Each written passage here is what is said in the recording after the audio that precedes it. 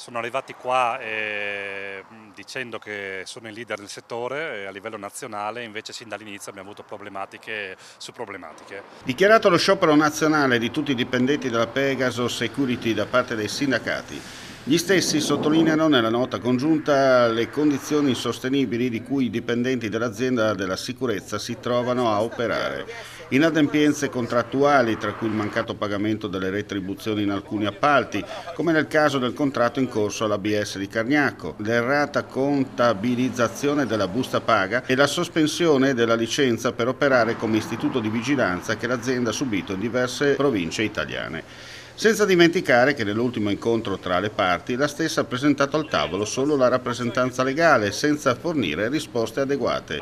I lavoratori incrociano le braccia in attesa di ricevere il giusto salario, la contabilizzazione delle loro competenze in modo corretto, di non dover interrompere la loro attività per la mancanza delle licenze sospese e lavorare con mezzi idonei per la salute e sicurezza. Io ero convinto fosse stato un problema circoscritto qua a Udine e invece col tempo ho capito che abbiamo saputo che in tutta Italia insomma, è questa problematica qua della Pegaso. Addirittura in una provincia italiana hanno revocato la licenza per operare come attività. Insomma.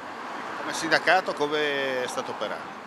Intanto abbiamo già convocato un tavolo con la committente, quindi con ABS, che ha già chiamato a rapporto per ben 2 volte la Pegaso, vediamo adesso cosa ci dice, altrimenti questo è solo l'inizio insomma, di eventuali iniziative.